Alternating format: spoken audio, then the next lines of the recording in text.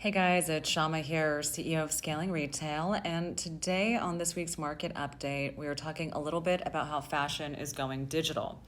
Now, most of us have been wondering about how things are going to be evolving given that we're not having a lot of trade show action, fashion weeks. All of these different components are really being put on its head as we're seeing the reopening. Hey, thanks for joining.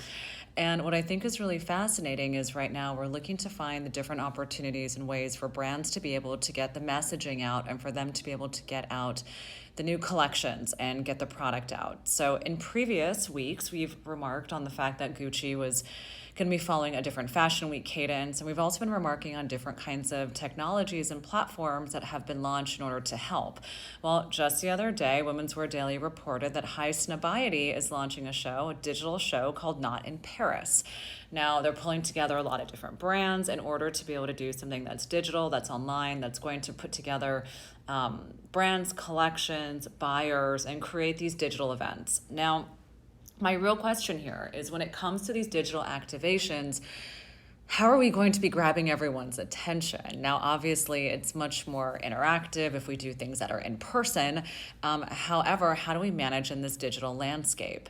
Now, while I think that these digital events are important in order to be able to do selling, obviously companies like Jor and New Order were the first wave of helping our industry get digital. When it comes to actually touching and seeing and feeling fabric, I just get a little bit shy of being able to say, yes, I think this is 100% the way we need to go. In fact, it feels a little bit more like this is just a simple stopgap until we get the COVID fix and we're able to kind of get those fully immersive in-person events and shows. Excuse me, guys. So while we're thinking about some of the best-selling tools and techniques, one of the interesting things that I noticed, I got an invite to an event that's happening in the month of July. And you might be asking yourself, why on earth would a company host an event in July? And what they ended up doing is in the price of admission to this event, they ended up charging people I think it was $147 added on to their ticket in order to get tested for COVID at the event for on-the-spot testing. And apparently they're able to get the results rather quickly. So you go in, you get tested, and then you can go and enjoy this event. Now, that I think is one of the most innovative ways that we've been actually seeing people finding ways of getting people together, minimizing the anxiety of what we're seeing in terms of these in-person events and experiential, and still pushing forward with how we're seeing things develop in terms of that togetherness or getting people in real life. So what I think is really interesting is as everyone's trying to figure out, what are the ways, I guess, in which we're going to be able to fully hone in on this next level of selling, I would say we might see a couple other events start to crop up with this kind of on-the-spot COVID testing. We're definitely going to see a lot of companies go digital. However, I think there's a digital saturation point. Even now with webinars, I mean, all the conferences you guys have been seeing that have been canceled, a lot of them are now just translating online. However, what is the attention span and engagement opportunities around these digital interfaces, around digital conferences? Honestly, it's too easy to put pause and it's too easy to walk away from these types of things. So I think there's going to be this digital overload. Everyone's trying to find ways of connecting, of not losing community. So much saturation that we're actually going to see kind of a welcomed pivot towards maybe it is these on-the-spot COVID tests and ways of being able to integrate. So keep your eyes out for new innovation and feel free to send me an email when you guys see things that are interesting, that are helping kind of this workaround from just a pure digital landscape. So what else is going on in the retail space? Well, the month of May actually clocked in an increase in sales in retail from the month of April. We're still down in the retail industry from this year to last year, but we're seeing month over month increase. And what does that mean? That means that consumers are coming back and they're shopping. We're also seeing when it comes to sales and discounts that a lot of retailers have kind of paused that heavy liquidation period that happened a couple months ago. Certainly brands are still selling stuff that's on sale, and maybe it's a bit premature to the traditional sale markdown cycle. the discounts aren't as heavy, and it's actually not as steep as it used to be.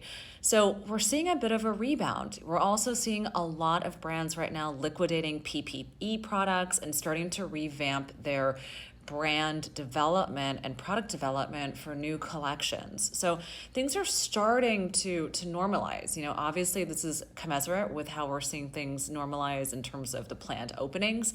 New York City is planning to go into phase 2 of its opening. Los Angeles is also going into the next phase. And even though it would appear that we are kind of going for this herd immunity, meaning things are going to open up and, we're going to kind of see what happens, the numbers seem to show that even though there have been increases in terms of COVID, we actually haven't been seeing as much of an issue as we saw in the beginning. So actually, at the end of the day, I'm thinking it is. I'm thinking it's going to be one of those things that we can see, hopefully, in the next 6 months, really start to, open up and change for the better. In the meanwhile, brands are still launching, and we're seeing a lot of interesting brands continue to push forward with brand launches.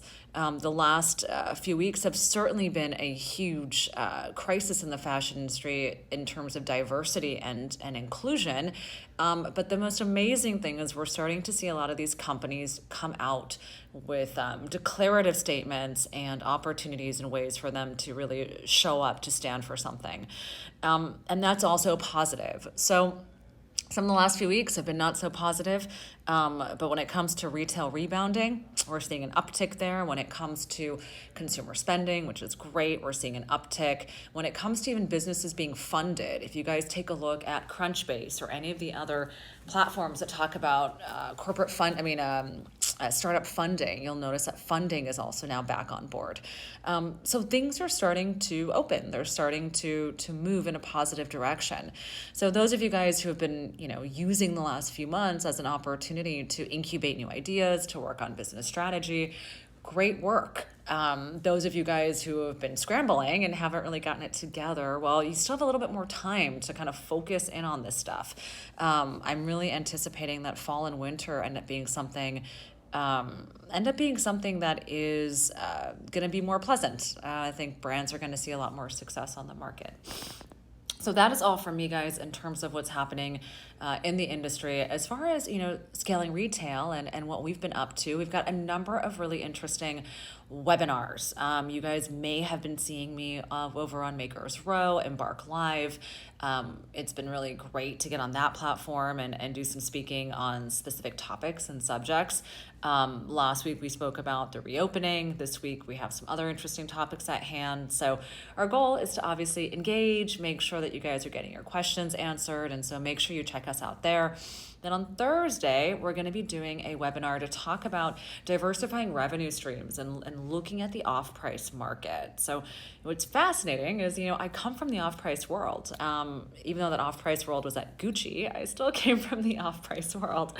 And, at Gucci, while I was there, I ended up turning my $50 million business into $100 million in about 2 years. And a lot of that was because of how innovative, I would say, off-price can be and what does off-price mean. And so on Thursday, I'll be talking about the importance of off-price, and I'll be joined with the head of the off-price trade show.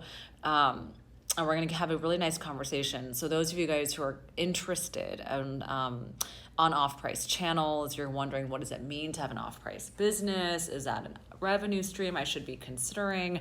How do I build my business for that way? This, I think, is an amazing opportunity to get some insight and get some more information. But that's it for me. Friday, we will resume with doing these one-on-one live consultations. We'll have a part 2 of the interview with Laura Cass, talking about her business. We had a brief call on Friday. And if you guys are interested in doing these live one-on-ones, they are really fun. I really enjoy them. And you can reach me at hello@scalingretail.com in order to submit your information, see if it's a good fit, and see if it's something we can do live together. All right, guys, that is all for me. Head on over to YouTube. Lots of good video stuff. We'll be shooting a new round of content in the next couple weeks. So like fresh new stuff from us, which I'm so excited about. And that's it. Please be safe. Have the tough conversations you need to these days. We're still in a really important time historically when it comes to diversity, inclusion, when it comes to the environment. Guys, I mean, 2020 is such an amazing year to be alive and to be a part of change and growth. So growth for yourself personally, growth for your friends and family, and growth for business. All right, I'll see you guys later. Bye.